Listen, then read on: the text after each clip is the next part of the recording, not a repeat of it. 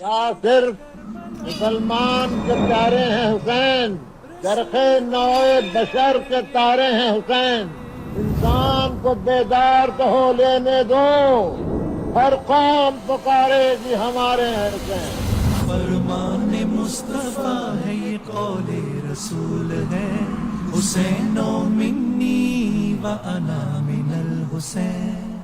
بسم اللہ الرحمن الرحیم، الحمدللہ رب العالمین، والصلاة والسلام علی سید الانبیاء والمرسلین۔ ناظرین کرام، السلام علیکم ورحمۃ اللہ وبرکاتہ۔ میں ہوں تسلیم احمد صابری اور آپ دیکھ رہے ہیں محرم الحرام کی خصوصی ٹرانسمیشن ہمارے ہیں حسین۔ روزانہ ایک عنوان کا انتخاب کیا جاتا ہے، اس میں ہم علماء کرام سے رہنمائی لیتے ہیں قرآن اور حدیث کی روشنی میں۔ آج ذکر ہو رہا ہے شہادت کا۔ شہادت کیا ہے؟ شہادت کی تعریف کیا ہے؟ اس کا مفہوم کیا ہے؟ اللہ رب العزت کا ارشاد پاک ہے سورہ آل عمران میں، جس کا ترجمہ ہے کہ اور جو لوگ اللہ کی راہ میں مارے جائیں انہیں ہرگز مردہ مت کہا کرو، وہ مردہ نہیں، اپنے رب کے پاس زندہ ہیں، لیکن ہمیں ان کی زندگی کا شعور نہیں۔ اسی طرح سورہ نساء میں اللہ رب العزت کا ارشاد پاک ہے، جس کا ترجمہ ہے کہ اور جو لوگ اللہ اور اس کے رسول کی اطاعت کریں گے تو وہ ان لوگوں کے ساتھ ہوں گے جن پر اللہ نے انعام فرمایا ہے، یعنی انبیاء، صدیقین، شہداء اور صالحین، اور یہ حضرات بہت اچھے رفیق ہیں۔ اللہ العظیم نے حق فرمایا، سچ فرمایا۔ ناظرین کرام، اسلام کی تاریخ شہادتوں سے بھری پڑی ہے۔ سید الشہداء حضرت سیدنا حمزہ رضی اللہ تعالی عنہ سے لے کر پھر آپ دیکھیں تو شہادتوں سے تاریخ اسلام کی مزین نظر آتی ہے۔ یہ اسلام کی تاریخ پر، یہ اسلام کے ماتھے کا جھومر ہے جتنے شہداء ہیں۔ شہیدان کربلا، یہ شہادت اتنی مختلف اور منفرد اس انداز سے بھی ہے کہ شہادت سے پہلے شہادت کا چرچا تھا۔ جب امام عالی مقام حضرت امام حسین ابھی کم عمر تھے، کم سن تھے، اس وقت بھی مدینے میں شہرت تھی کہ یہ شہید ہے، یہ بچہ ایک وقت آئے گا کہ جب شہادت پیش کرے گا اور اسلام کی آبیاری اپنے خون کے ذریعے کرے گا۔ گویا یہ مدینے میں صحابہ کرام اس بات سے واقف تھے۔ اس اعتبار سے بھی یہ سید الشہداء حضرت امام عالی مقام حضرت امام حسین کی شہادت انتہائی منفرد اور بے مثال ہے، جس کی کوئی نظیر نہیں ملتی ہے۔ شہادت کیا ہے، اس کے حقیقی معنی کیا ہے، اس کی اقسام کیا ہیں، اس حوالے سے انشاءاللہ آج ہم علماء کرام سے، اسکالرز سے، اپنے مہمانوں سے آگہی حاصل کریں گے۔ ہمارے ساتھ تشریف فرما ہے ممتاز اسکالر محترمہ ڈاکٹر ثروت عسکری صاحبہ۔ السلام علیکم ڈاکٹر صاحب، بہت شکریہ آپ کا۔ ان کے ساتھ تشریف فرما ہے ممتاز اسکالر علامہ حافظ احمد صاحب۔ السلام علیکم حافظ صاحب، آپ کا بھی بہت شکریہ۔ ہمارے ساتھ تشریف فرما ہے ممتاز اسکالر جناب پروفیسر ڈاکٹر محمد احمد قادری صاحب۔ ڈاکٹر صاحب السلام علیکم، بہت شکریہ قبلہ۔ اور معروف ممتاز ثنا خاں جناب فیصل حسن نقشبندی صاحب۔ السلام علیکم فیصل بھائی، بہت شکریہ آپ کی بھی آمد کا۔ آغاز شہادت، اس کی تعریف اور اقسام، ڈاکٹر صاحبہ۔ شہادت سے مطلوب مقصود مومن، نہ مال غنیمت نہ کشور کشائی۔ یقیناً موت کی بہت ساری اقسام ہوتی ہیں، جیسے کہ زندگی کی اقسام ہوا کرتی ہیں، ویسے ہی موت کی بھی قسمیں ہوا کرتی ہیں، اور موت کی تمام تر قسموں میں شہادت سب سے افضل ترین منزل ہے، اس لیے کہ کوئی مرتا ہے مومن کی موت، کوئی مرتا ہے ایمان کی موت، کوئی مرتا ہے نفاق کی موت، کوئی مرتا ہے اسلام کی موت، کوئی مرتا ہے کفر کی موت، کوئی مرتا ہے شہادت کی موت۔ تو شہادت وہ عظیم درجہ، وہ عظیم مرتبہ ہے کہ جس کے لیے حضرت قاسم چچا جان سے فرماتے ہیں حضرت امام حسین علیہ السلام سے کہ چچا جان میں موت کو شہد سے زیادہ شیریں پاتا ہوں. اور حضرت علی اکبر نے فرمایا کہ السنا الحق، بابا جان کہ ہم حق پر نہیں ہیں. اور جب امام حسین علیہ السلام نے فرمایا کہ بیٹا بے شک ہم حق پر ہیں، تو حضرت علی اکبر نے فرمایا کہ بابا جان پھر فرق کیا پڑتا ہے، ہم موت پر جا پڑے یا موت ہم پر آ پڑے. یہ وہی منزل شہادت ہے جس کے لیے امام سید سجاد دربار یزید میں کھڑے ہو کر کہتے ہیں کہ تو ہمیں قتل ہونے سے کیا ڈراتا ہے، قتل ہونا تو ہماری عادت ہے اور شہادت ہماری کرامت ہے. یہ وہی شہادت کی موت ہے جس کے لیے قرآن مجید خود گواہی دے رہا ہے کہ جو اللہ کی راہ میں مارے جائیں انہیں مردہ نہ کہنا، وہ زندہ ہیں، وہ اللہ کی بارگاہ سے اپنا رزق حاصل کر رہے ہیں. تو شہادت یقیناً بہت عظیم منزل اور معراج ہے، اور اس کو عظیم درجے پر پہنچایا امام علی مقام امام حسین علیہ السلام نے. اس لیے کہ جب کربلا کے شہداء کی بات ہوا کرتی ہے تو ہم دیکھتے ہیں کہ جہاں پر موت بھی پریشان نظر آتی ہے، انسان تو انسان جہاں پر موت پریشان نظر آتی ہے وہاں پر کربلا کے ہمیں چاہے وہ 6 مہینے کا بچہ ہو، چاہے وہ حضرت علی اکبر ہو، چاہے وہ حضرت عباس ہو، چاہے وہ حضرت حبیب ابن مظاہر ہو، چاہے حضرت زہیر ابن قین ہو، چاہے خود سید الشہداء امام حسین علیہ السلام ہو. اور میں ایک واقعے کا تذکرہ کرنا چاہتی ہوں کہ کس طریقے سے کربلا والوں نے شہادت کو قبول کیا ہے. حضرت حر، اپنے دل پر ہاتھ رکھ کر جواب دیجیے گا، کیا حر سے بڑھ کر کوئی گنہگار تھا، کیا کوئی خطا کار تھا؟ اس لیے کہ امام علی مقام کو مقتل کربلا میں لانے والے حر تھے. شب عاشور کی بات ہوتی ہے تو حر کے بھائی نے دیکھا کہ حر کبھی خیمے میں جاتے ہیں، کبھی خیمے سے باہر نکلتے ہیں، ایک اضطراب ان کے اوپر طاری ہے. حر کے بھائی نے کہا کہ اتنے بڑے سپہ سالار ہو تم، کل کی جنگ کیا ہے، وہ 3 دن کے بھوکے پیاسے ہیں، ہم سیر و سیراب ہیں، 2-4 گھنٹوں کی بات ہوگی. حر نے اپنے بھائی کو ساتھ لیا اور کہا کہ آؤ میں تمہیں کچھ سنواتا ہوں. لے کر دریا کی ترائی پر گئے، اور جب دریا کی ترائی پہ گئے تو وہاں پر ہوا کے جھونکے جو آ رہے تھے اس میں حسین کے پیاسے بچوں کی صدائے العطش آ رہی تھی. حر نے اپنے بھائی سے کہا کچھ یاد ہے؟ حسین نے کل ہم کو بھی سیراب کیا تھا، ہمارے جانوروں کو بھی سیراب کیا تھا، آج حسین کے خیمے میں چھوٹے چھوٹے بچے پیاسے ہیں. بس دل کو منقلب ہونے کے لیے کسی واعظ و نصیحت کی ضرورت نہیں ہوتی، کسی بہت لمبے چوڑے بیان کی ضرورت نہیں ہوتی، صرف ایک لمحہ کافی ہوا کرتا ہے. حر نے لشکر یزید چھوڑا، حر کے بھائی نے لشکر یزید چھوڑا، حر کے بیٹے نے لشکر یزید چھوڑا، اور حر کے غلام نے لشکر یزید چھوڑا.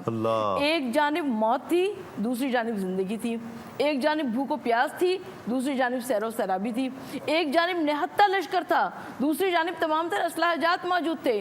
اور حر باوجود اس کے ایک بڑے عہدے پر موجود تھا، لیکن اپنی تمام تر آسائشات، تمام تر مراعات کو ایک ٹھوکر مارتا ہے اور امام علی مقام علیہ السلام کے طرف جاتا ہے. اور امام حسین علیہ السلام جب حر کے آنے کی خبر ملی ہے تو امام حسین علیہ السلام نے حر کو آگے بڑھ کر سینے سے لگایا اور کہا کہ حر نے جس وقت، کیونکہ حر ایک مجرم کی طرح گئے تھے، آسی کی طرح گئے تھے، لیکن کیونکہ حسین ابن علی رحمۃ العالمین صلی اللہ علیہ وآلہ وسلم کے نواسے تھے، لہٰذا امام علی مقام نے آگے بڑھ کر حر کو سینے سے لگایا. اور جب حر گھوڑے سے نیچے گرے ہیں، مقتل میں جب گئے ہیں اور گھوڑے سے نیچے گرے ہیں، تو اس وقت امام علی مقام نہ صرف یہ کہ حر کے سرہانے پہنچے بلکہ اپنی ماں فاطمہ زہرا کا رومال بھی پیشانی حر پر باندھا. تو یہ ایک عظیم مثال نظر آتی ہے. کیا بات. اب سب یہ جو قرآن مجید ارشاد فرما رہا ہے کہ اسے مردہ نہ کہو، بڑی وضاحت اور صراحت کے ساتھ، کہ تمہیں اس کا شعور نہیں ہے، بہت بڑی بات ہے. کیا اس سے مراد کیا ہے، اس کا مفہوم کیا ہے؟ جی بسم اللہ الرحمن الرحیم. قرآن پاک میں 2 مقامات پر ہے کہ وَلَا تَقُولُوا لِمَن يُقْتَلُ فِي سَبِيلِ اللَّهِ أَمْوَاتٌ، اور ایک مقام پر ہے وَلَا تَحْسَبَنَّ الَّذِينَ قُتِلُوا فِي سَبِيلِ اللَّهِ أَمْوَاتًا. تو ایک مقام پر ہمیں شان نزول یہ ملتا ہے کہ کچھ لوگوں نے خیال یہ کیا کہ ہمارے بھائی شہید ہو گئے، ہمارے درمیان سے چلے گئے، اور اب جو ہم نعمتوں سے سرفراز ہو رہے ہیں وہ اس سے محروم ہو گئے. تو اللہ تبارک و تعالیٰ نے یہ آیت نازل فرمائی کہ تم انہیں مردہ خیال نہ کرو، وہ زندہ ہیں، اور ایسے زندہ ہیں کہ بل احیاء عند ربہم یرزقون. تم دنیاوی نعمتوں کی بات کرتے ہو، اللہ تبارک و تعالیٰ ان کی اپنے ہاں مہمان نوازی فرما رہا ہے. ایک بات تو یہ ہو گئی. دوسری یہ کہ اللہ تبارک و تعالیٰ نے جنت میں جو ظاہر ہے کہ اصحاب کرام شہادت پا کر پہنچے تو نبی کریم علیہ الصلوۃ والسلام کی حدیث پاک ہے کہ اللہ تبارک و تعالیٰ نے ان سے پوچھا کہ کیسا معاملہ چل رہا ہے، یہ نعمتیں کیسی لگ رہی ہیں؟ تو انہوں نے مالک کی بارگاہ میں عرض کیا کہ اے مالک، یہاں کھانا پینا بھی ہے، عیش و عشرت بھی ہے، گھومنا پھرنا بھی ہے، یہ سب کچھ ہے، لیکن اے مالک یہ بات ہم اپنے بھائیوں تک کیسے پہنچائیں کہ جو دنیا میں ہیں، اور ہم انہیں یہ کیسے اس بات کا یقین دلائیں، اس بات کا احساس دلائیں کہ جو بعد کی زندگی ہے، جو ابدی زندگی ہے، وہ بڑی ہی خوبصورت ہے۔ تو اللہ تبارک و تعالیٰ نے ارشاد فرمایا کہ یہ پیغام میں پہنچاؤں گا۔ تو اللہ تبارک و تعالیٰ نے قرآن میں ارشاد فرمایا کہ تم اپنے بھائیوں کو مردہ نہ کہو، بلکہ کہنا تو دور گمان بھی نہ کرو۔ ایک مقام پہ فرمایا لا تقولو کہ نہ کہو، اور ایک مقام پہ فرمایا لا تحسبن کہ گمان تک نہ کرو۔ تو یہ جو ہے نا شہادت، یہ شہادت ہے کہ اس کے بعد بندے کو ایک ابدی زندگی مل جاتی ہے۔ اور علماء نے لکھا کہ شہید کی جو حیات ہے، اللہ فرما رہے تم شعور نہیں رکھتے، تو ہم واقعتاً شعور نہیں رکھتے، وہ اللہ تبارک و تعالیٰ جانے کہ وہ زندگی کیسی ہے، لیکن اتنا ضرور ہے کہ ان شہداء کی جو قبریں ہیں ان کے اندر ان کے اجسام سلامت ہے، اور یہ تاریخ سے ثابت ہے، کتنی ہی قبریں کھلیں اور ہمیں اجسام جو ہے وہ سلامت نظر آئے۔ اور اسی طرح مجھے ایک اور روایت یاد آ رہی ہے، حدیث پاک میں ہے کہ ایک شخص جنت میں، اللہ تبارک و تعالیٰ نے اس سے پوچھا کہ یہاں جو مقام تمہیں ملا ہے تم اسے کیسا دیکھتے ہو؟ تو اس نے عرض کی مالک یہ مقام بہت عظیم ہے۔ تو اللہ تبارک و تعالیٰ نے ارشاد فرمایا کیا کوئی اور بھی تمنا ہے؟ تو اس نے کہا ہاں مالک ایک تمنا ہے، وہ یہ کہ میں دوبارہ دنیا میں زندہ ہو کر بھیجا جاؤں اور میں شہید ہو جاؤں۔ تو یہ شہادت ہے کہ جس کی آرزو کی جاتی ہے۔ یعنی آپ ذرا غور تو کریں کہ شہید پر جو تکلیف ہے، موت کی جو تکلیف ہے، جو نزع کی سختی ہے، وہ اسے برداشت نہیں کرنی۔ بے شک ملائکہ شہید کا مطلب ایک مطلب یہ بھی ہوتا ہے حاضری، تو شہید کو شہید اس لیے کہتے ہیں کیونکہ اس کی شہادت کے وقت ملائکہ حاضر ہوتے ہیں۔ شہید کا ایک مطلب ہوتا ہے حاضری، تو شہید کو شہید اس لیے کہتے ہیں کہ وہ ڈائریکٹ اللہ کی بارگاہ میں حاضر ہوتا ہے۔ شہید کا ایک مطلب ہوتا ہے پا لینا، کسی چیز کو حاصل کر لینا، تو شہید کو شہید اس لیے کہتے ہیں کہ وہ جنت کی جو تمام نعمتیں ہیں، جو ابدی نعمتیں ہیں، وہ ڈائریکٹ اسے مل جاتی ہیں، اسے حساب کتاب کی ضرورت نہیں ہوتی، منکر نکیر کے سوالات سے اسے نہیں گزرنا ہوتا، وہ ساری کی ساری نعمتیں ڈائریکٹ اس کے دامن میں آ جاتی ہیں۔ اور نبی کریم علیہ الصلوۃ والسلام کی حدیث پاک حضور فرماتے ہیں اگر مجھے یہ رنج نہ ہوتا کہ تم غمگین ہو جاؤ گے، مجھے اگر یہ خیال نہ ہوتا کہ تم غمگین ہو جاؤ گے میرے جانے سے، تو میں تمام عمر جہاد میں گزار دیتا، جو لشکر جاتا میں اس کے ساتھ جہاد میں چلے جاتا۔ اور حضور علیہ السلام فرماتے ہیں اگر میرے پاس اتنی سواریاں ہوتی کہ میں تم سب کو سوار کر لیتا، تم سب کو اپنے ساتھ لے کر جاتا۔ اور حضور علیہ السلام فرماتے ہیں کہ مجھے شہادت کی ایسی تمنا ہے، ایسا شوق ہے کہ اس ذات کی قسم جس کے قبضہ قدرت میں میری جان ہے، میں چاہتا ہوں کہ میں اللہ کی راہ میں شہید کیا جاؤں، پھر زندہ کیا جاؤں۔ ایک بار فرمایا، پھر فرمایا پھر شہید کیا جاؤں، پھر زندہ کیا جاؤں، پھر شہید کیا جاؤں، پھر زندہ کیا جاؤں، پھر شہید کیا جاؤں۔ 4 مرتبہ نبی کریم علیہ السلام نے شہادت کی آرزو کی ہے، اور عین یہی چیز ہمیں کربلا میں نظر آتی ہے کہ امام حسین رضی اللہ تعالی عنہ نے جب اپنے رفقا سے کہا کہ آپ لوگ جا سکتے ہیں، رات کا اندھیرا ہے، جو جانا چاہے چلے جائے، تو انہوں نے کہا کہ اے امام عالی مقام، اے امام تشنا کام، ایسی زندگی جو آپ کے بعد گزاری جائے اس زندگی کا کیا حاصل؟ ہم تو اس بات پر یقین رکھتے ہیں کہ ہمارا سب کچھ آپ پر قربان ہے، اور اگر ہم شہید کیے جائیں تو ہم یہ آرزو رکھیں گے کہ ہم پھر زندہ ہوں، پھر شہید کیے جائیں، اور ہمیں جلایا جائے اور ہماری راکھ 70 مرتبہ اڑے، اس کے بعد بھی ہم باز نہیں آئیں گے۔ کیونکہ شہادت کے بعد کا جو مقام ہے، شہادت کے بعد کا جو درجہ ہے نا، وہ سب جانتے ہیں۔ میں ایک چھوٹی سی ایک مثال پیش کرتا ہوں۔ بدر کے موقع پر ایک صحابی تھے حضرت عمیر، وہ بدر کے موقع پر کھجوریں کھا رہے تھے، اپنے ترکش سے نکال کر کھجوریں کھا رہے ہیں۔ اچانک خیال آیا کہ میں کھجوریں کھانے میں وقت کیوں ضائع کر رہا ہوں، فوراً تلوار لی، میدان جنگ میں کود پڑے اور شہید ہو گئے۔ اور اسی طرح ایک عرابی کا مجھے واقعہ یاد آ رہا ہے۔ ایک عرابی نبی کریم علیہ السلام کی بارگاہ میں حاضر ہوا، ایمان لے آیا، ایمان اس نے قبول کیا، اور وہ اس کا کام یہ تھا، اس کی ڈیوٹی یہ تھی کہ جو جنگ پر لوگ جاتے تھے تو وہ ان کے پیچھے پیچھے رہتا تھا حفاظت کے لیے۔ تو ایک بار ایسا ہوا کہ جنگ ہوئی، کچھ مال غنیمت آیا، نبی کریم علیہ السلام نے اسے صحابہ کو دیا اور کہا، فرمایا کہ اسے دے دینا، اس اعرابی کو دے دینا۔ صحابہ نے اس اعرابی کو دیا تو حضور علیہ السلام کی بارگاہ میں آیا، عرض کی یا رسول اللہ میں نے ایمان اس لیے تو قبول نہیں کیا تھا کہ میں یہ چیزیں حاصل کروں، ایمان تو میں نے اس لیے قبول کیا تھا کہ میرے یہاں تیر لگے اور میں اللہ کی راہ میں شہید ہو جاؤں۔ جنگ ہوتی ہے، اس کے یہاں پر تیر لگتا ہے، حضور علیہ السلام فرماتے دیکھو اس کی خواہش پوری ہو۔ کیا بات! ڈاکٹر صاحب، آقا علیہ السلام نے خود جس طرح حافظ صاحب نے بھی فرمایا کہ شہادت کی آپ خود تمنا فرمایا کرتے، اور جب اس کا اظہار فرماتے تو اپنے آقا کو دیکھ کر صحابہ کرام برانگیختہ ہوتے اس جذبے کے لیے شہادت کے، اور اہل بیت اطہار میں بھی یہی جذبہ پھر بدرجہ اتم ہم دیکھ رہے ہیں۔ تمام صحابہ گویا یہ آقا علیہ السلام کی اپنی خواہش اور تمنا کو دیکھ کر صحابہ کرام اہل بیت میں یہ جذبہ پیدا ہو رہا ہے۔ اعوذ باللہ من الشیطان الرجیم، بسم اللہ الرحمن الرحیم، وَلَا يَصَلِّ وَسَلِّمْ دَائِمًا أَبَدًا عَلَىٰ حَبِيبِكَ خَيْرِ الْخَلْقِ كُلِّهِمْ یا رب بالمصطفیٰ بلغ مقاصدنا واغفر لنا ما مضى یا واسع الکرم۔ اصل میں فلسفہ شہادت کو آپ نے سرنامہ کلام میں اور ہماری بہن نے اور ہمارے علامہ صاحب انہوں نے قرآن و حدیث کے حوالے سے جس طرح سے بیان کیا ہے، اس کے پس منظر میں وہی تربیت ہے جو رسول کریم صلی اللہ علیہ وسلم کی تربیت تھی صحابہ کرام کے لیے۔ ظاہر ہے کہ جنگ و جدل تو عام سی بات تھی عرب کے لیے، اور عام سے معاشرے میں ایک معمولی سی بکری کے لیے کئی لوگوں کو ذبح کر دیتے تھے، یہ مزاج تھا عرب کا۔ جی ہاں۔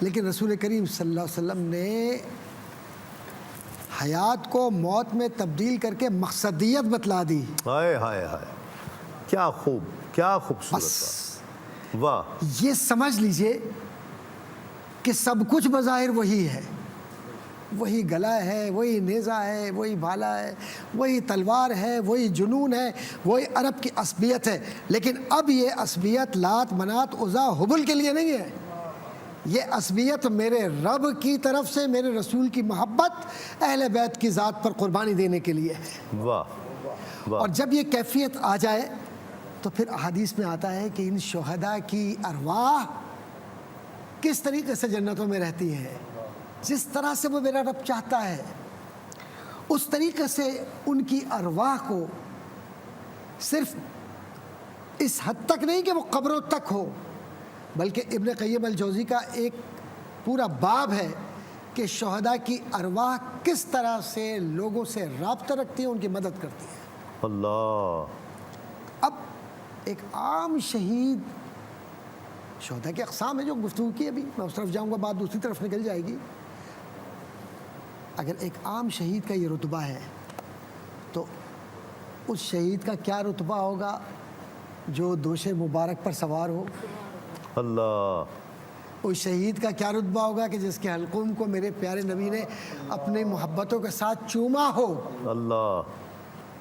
اور اس ذات کا یا ذوات قدسیہ کا یا انفاس قدسیہ کا جن میں یہ 72 نفوس نظر آتے ہیں، اور یہ ہمیں ایسی کیفیات میں نظر آتے ہیں کہ رکو، تم جنگ نہ کرو، ہمیں آج کی شب گزارنے دو۔ انہیں یہ پتہ ہے کہ اس کے بعد کیا ہونا ہے، انہیں یہ بھی پتہ ہے کہ وہ مدینے سے چل رہے ہیں تو کیا ہو رہا ہے، انہیں یہ بھی پتہ ہے کہ ہر قدم پر جہاں جہاں وہ جا رہے ہیں یہ اللہ والے، اللہ اس کے رسول کی محبت کو اور اپنی ذات کو ان کی قدموں پر، حضور کے قدموں پر نثار کرنے کے لیے جا رہے ہیں، لیکن انہیں ایک پل کے لیے بھی کہیں تردد نہیں ہوتا، کیونکہ انہیں یہ معلوم ہے کہ یہ حیات فنا کی کیفیت کو میں حیات بقا کی طرف لے جا رہا ہوں۔ واہ واہ واہ! سبحان اللہ! حضرت خواجہ معین الدین چشتی رحمۃ اللہ تعالیٰ علیہ نے یہ فرمایا کہ شہید کی زندگی کو کوئی سمجھ ہی نہیں سکا۔ اللہ اکبر! شعور ہی نہیں، کسی شعور کو اس لیے نہیں ہے شعور کہ بقول حضرت تفسیر مدارک نصفی وہ لکھتے ہیں کہ شہید کی کسی ایک کیفیت کو بھی کہ جو اس کے خون کا پہلا قطرہ گرتا ہے، اس قطرے کی جو تمازت ہے، حدت ہے، اس حدت کو بھی کوئی شخص اس زمین کا تمام لوگ جمع ہو جائے تب بھی نہیں پا سکتے، کیونکہ وہ نعمت ایسی ہو جاتی ہے کہ اس کو یا تو فرشتے دیکھ رہے ہوتے ہیں یا رب کی بارگاہ کے اندر جب اس کی شہادت ہو رہی ہوتی ہے، اور اس خون کی کیفیت میں وہ رب وہ کے سامنے لذت بات ہی اور کرتا ہے۔ تو وہ کیفیت ہی الگ ہے۔ واہ واہ، بھائی مصر کی عورتیں ظاہری حسن کو دیکھ کر حسن یوسف دبے عیسیٰ یدے بہزاد آری آنچے خوباں ہمادارن سے تو تنہا داری، تو وہاں پر اپنی انگلیوں کو کاٹ لیتی ہے۔ تو یہ تو مصطفیٰ کریم کا حسن ہے حسین میں، واہ واہ علی اکبر میں۔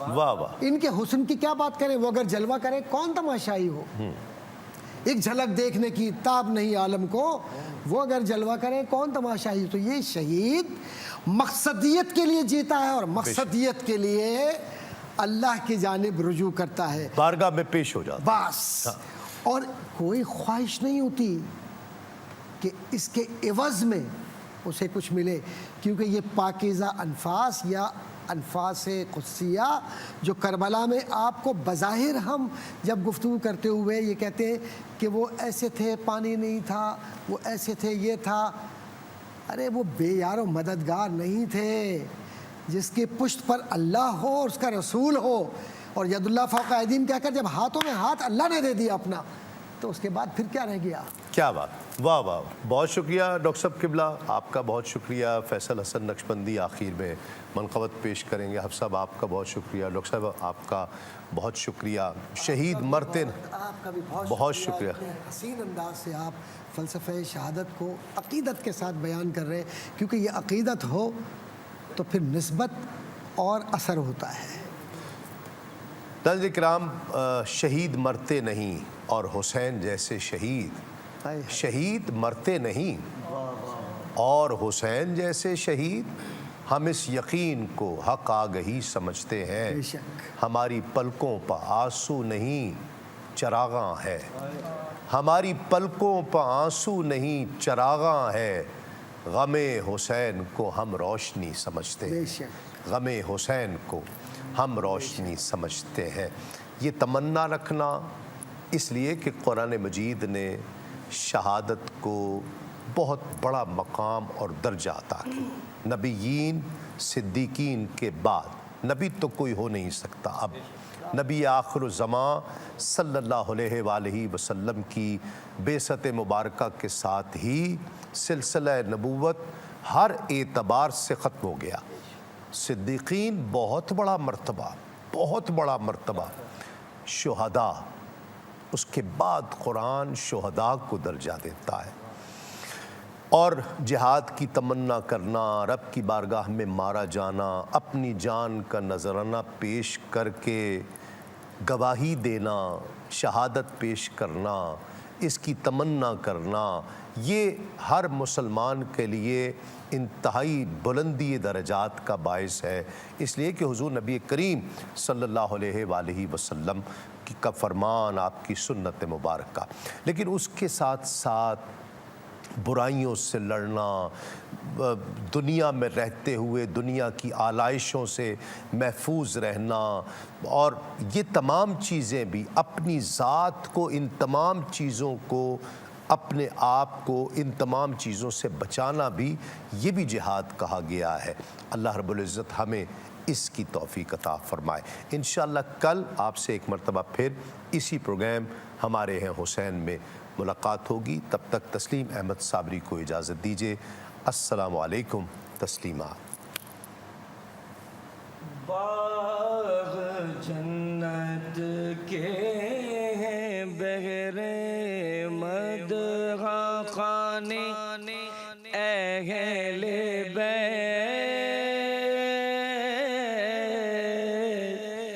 باغ جنت کے ہیں بہرے مدغا خانے اہل بیت،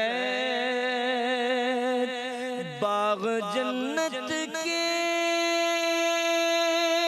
بہرے مد خانے اہل بیت تم کو مژدہ نار کا، اے دشمنان اہل بیت تم کو مژدہ نار کا، اے دشمنان اہل بیت باغ جنت کے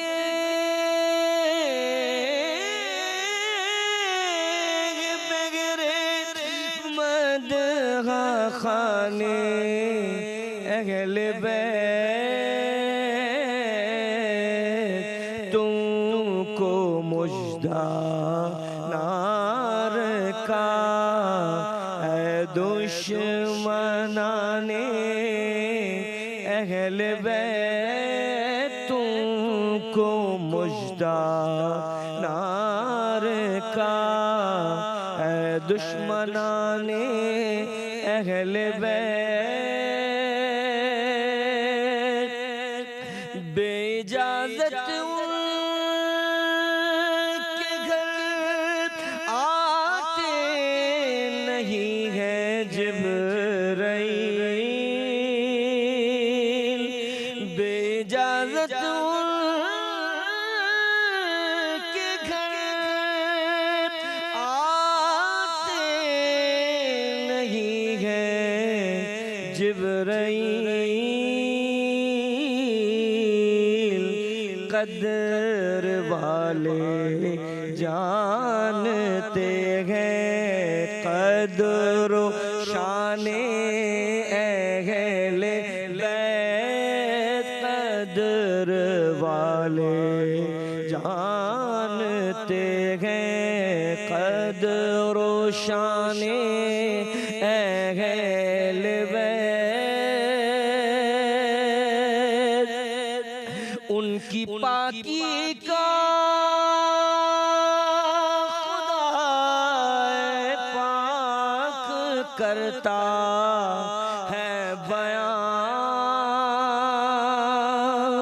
ان کی پاکی کا خدا پاک کرتا ہے بیان، آیا تطہیر سے ظاہر ہے شان اہل بیت، آیا تطہیر سے ان کی پاکی کا خدا پاک کرتا ہے بیان، آیا تطہیر سے ظاہر ہے شان اہل بیت، باغ جنت کے ہیں بہرے مدح خانے اہل بیت، لعنت اللہ علیکم دشمنان اہل